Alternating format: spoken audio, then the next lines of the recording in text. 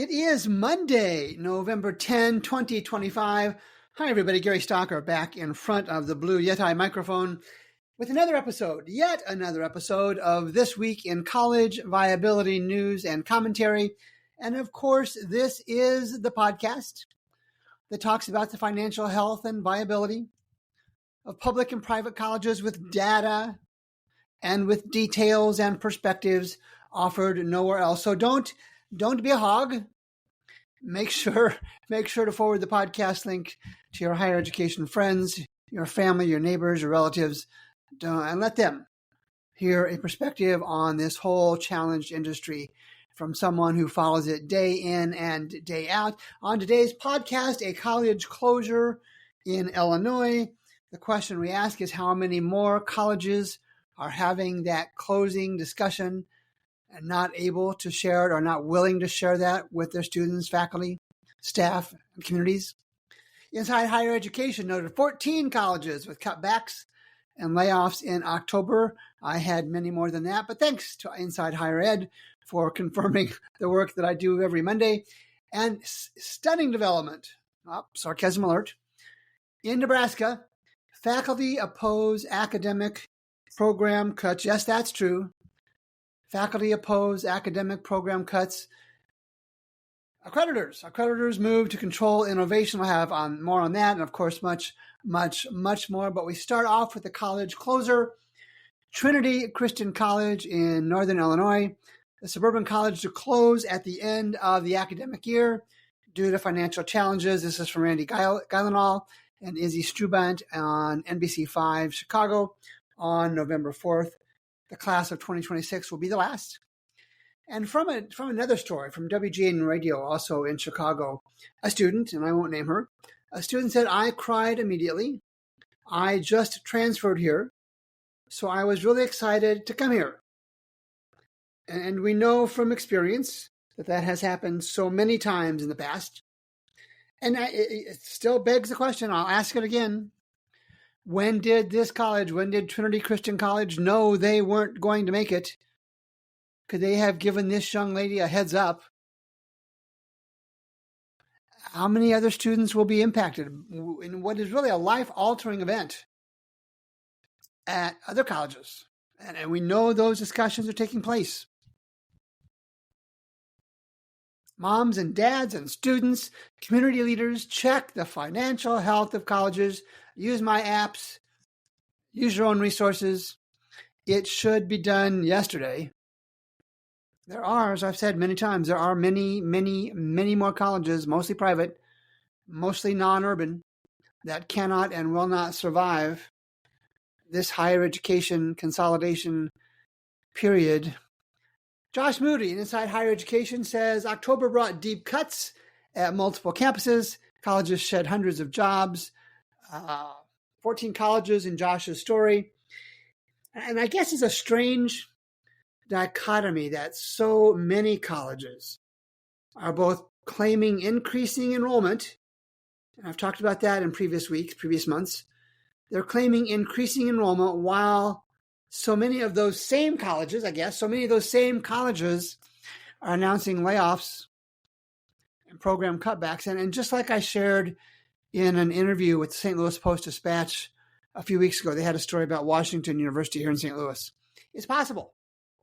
It's possible that colleges like the 14 in Josh's story and others are taking this financial crisis as an opportunity to cut back on staffing that should have been done. Those cutbacks should have been done long time ago.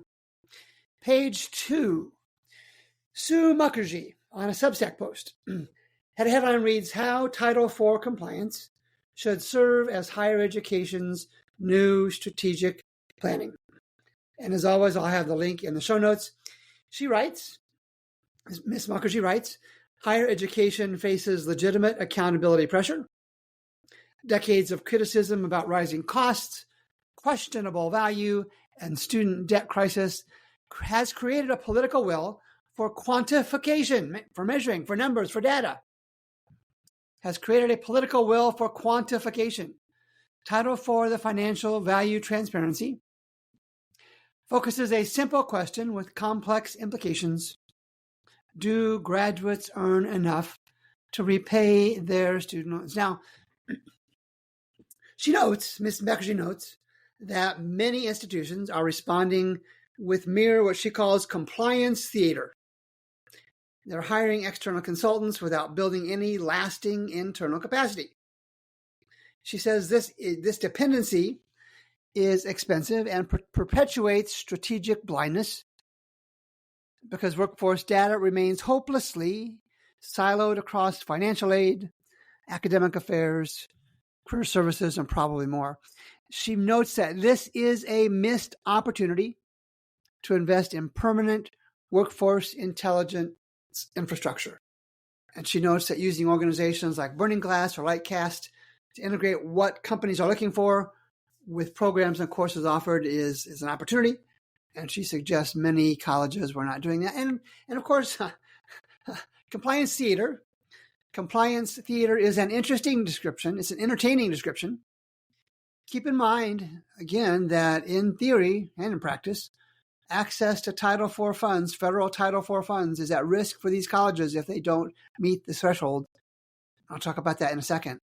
And based on higher education history, it's reasonable to assume that colleges are hoping this goes away, this need for accountability goes away, and they can continue on with in too many cases, with their underperforming business model. So I asked my friend Gemini AI to give some examples of income and student debt combinations that would meet, and then some that would not meet the ratio. And that ratio number for documenting a college's accountability is 0.08, 0.08, 8/100ths for those of you that paid attention to math class. So here's some examples. With an annual income of $50,000 and student debt of $30,000, the ratio would be 0.079, just under, and would meet the threshold. And if you want a math figure, take debt times 1.66, round up if you want, 1.7, debt times 1.66 to equal the income needed to meet that 0.08 standard. Moving on, income of $40,000 and debt of $60,000 comes down to 0.199, which is above the threshold, would not meet it. A low income, low debt, $35,000 in annual income, $10,000 in student debt would be 0.038. That is below the threshold. That's good. And then low income and high debt, $30,000 in income, $80,000 in student debt is 0.355, a disturbingly high number. And if that is your college's majors ratio, you shouldn't be in that business because you're taking money from students who have no realistic hope of paying it back anytime soon. Page 3, stop the presses. The University of Nebraska Lincoln Committee opposes most academic program cuts. Yes, I'm going to pause to let that sink in. Yeah, I know. Sarcasm alert should be the first thing I said.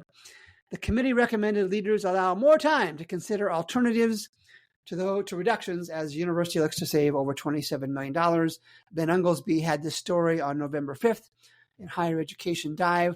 Here's what he wrote. An academic advisory group at the University of Nebraska-Lincoln has opposed most of the program cuts recommended by the institution's chancellor and is calling for more time before considering major budget cuts. A majority of the Academic Planning Committee voted against eliminating 4 of 6 programs. The 21, yeah, that's right, 21, almost 24, 21-person committee composed of 10 faculty members as well as others officially issued its recommendation to the chancellor on October 24th. Sarcasm alert. In other news, the sun continues to rise each morning and set each evening. Faculty oppose academic cuts, all the same thing. This faculty stuff is so predictable. So sadly predictable. maintaining their status and their quo in the face of daunting negative data. It will change. It will change when the economics become so obvious that there is no reasonable recourse, but quit trying to be everything to everybody in the face of intense financial pressures. And then Preston Cooper, I can't remember where he's from. He testified at the Senate Committee on Health, Education, Labor, and Pensions on November 6th, I guess. And his summary of this says, pulling back the curtain on college prices. Well, this has come out before. It's not controversial to say that college costs too much. Worse, Mr. Cooper writes, the high prices that colleges and universities charge are not transparent to students or the public. Nothing new there. Opaque pricing makes it difficult for families to plan. And tackling price opacity or vagueness makes higher education challenging. But if you tackle it and fix it, there's some opportunities. I'll talk about that in a second. And he mentions that the federal government has some options to improve price transparency. So none of this is new. Colleges, even though the government has tried to increase scholarship available funds, colleges are winning the battle because they're raising tuition faster than scholarships and taxpayers and students and their families can keep up. So none of this is new. It is an important topic. It is an important topic that needs to be presented front and center to legislators. But let's think about this for a second. If financial transparency in some form or fashion becomes mandated by law, and for example, loans have to be listed and described as a liability on financial aid awards, loans have to be described as a liability, it's reasonable, it's likely that many more students and their families, when they see the obvious upfront negative aspects of a proposed financial aid package, they'll pass. They'll say, no, I can't afford it. I don't want that debt. I can't afford that debt. And all this will be is yet another nail in the age-old business and financial model of higher education in our country. Sarah Weissman on October 30th at Inside Higher Education had this headline: Accreditors launch efforts to endorse short-term credential providers. Let me read from the first paragraph in her story, Sarah Weissman's story in Inside Higher Education. Higher Learning Commission President Barbara Gelman-Danley said in the announcement that HLC's goal is to expand the nation's pool of valuable HLC-endorsed, my emphasis, HLC-endorsed providers, thereby increasing pathways for students to gain the qualifications they need to get ahead and succeed. I should have put some of that in the college drivel section. Really? Really? That takes some credential providing cojones to make that statement. It takes some guts. So let me make sure I've got this right. The regular accreditors, HLC, Middle State, SACSOC, and the others are going to allow short-term credential providers the opportunity to be accredited, Is that not the same model we have now? The accreditor, HLC, and the others are paid by the accreditee. And what happens when a short-term credential provider, whatever they look like, sound like, whether it's an existing college or an upstart business or a new start business, what happens when a short-term credential provider runs into quality or financial troubles? Will these same accreditors be slow to cite them, just like they are now? How many students will be negatively impacted by short-term credential providers while these accreditors make sure their short-term credential provider checks clear? And then, well, all right, you said, well, Stocker, what's the solution?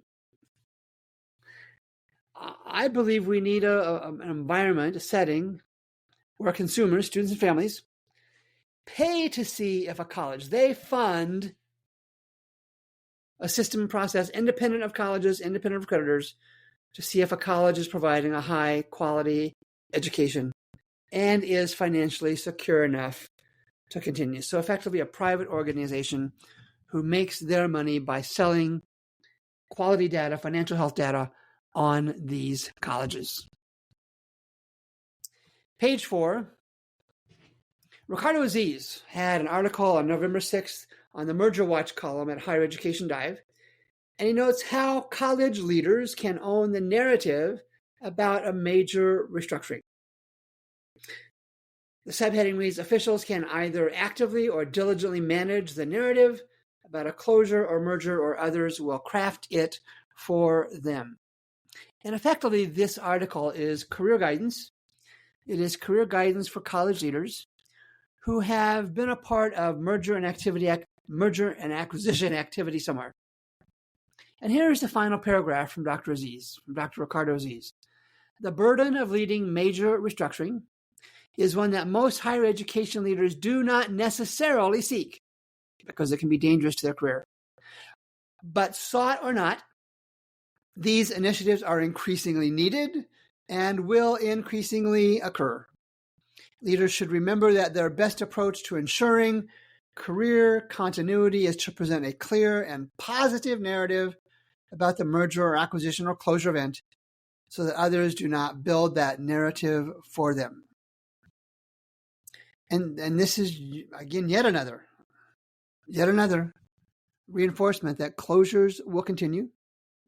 Mergers will both continue and grow in number. And Dr. Aziz is encouraging college leaders to accept this reality, even in the face of short-term impacts, potentially short-term negative impacts on their career. And I'll remind you that Dr. Aziz just came out with a book in October, I believe, Leading Existential Change in Higher Ed, Mergers, Closures, and Other Major Institutional Restructuring. It is from Johns Hopkins Press. For those of you looking at scenarios where mergers, acquisitions, or even closures are in your future, I highly recommend the book. And let's do a wrap. And the wrap is public college completion is heading in the wrong direction. And this is a story from the editorial board in the Boston Globe on November 4th. And they say in the subheading, getting students enrolled isn't enough. And I don't know if the editors at the Globe, the editorial board of the Globe got that from me or not, but I say it all the time because colleges are just focused on enrollment. And the story leads, for 2 years, Massachusetts has been increasing the financial aid available for students who attend public colleges, most notably by making community college free. Estimated enrollment figures released by the Massachusetts Department of Higher Education show students are now flocking, is the word they use, now flocking to community colleges, reversing a decade-long decline in enrollment. New paragraph. The Globe editorial board then continues, but getting students in the door needs to be paired with getting them out successfully. Of course, students are going to college at a higher rate. Public colleges in Massachusetts, the students have no financial skin in the game. If it's free, we all get more of it. That's just a basic economic fact. It's get them enrolled. Damn the negatives on completion. So if students have no financial skin in the game, when it gets tough, when it's inconvenient, it's clear that they are bailing on that free college education. In many cases, it's a paid college education, and they've got the debt they have to deal with. And no one should be surprised at that. So the Department of Education data in Massachusetts, I presume, show that as of 2024, only 35% of Massachusetts community college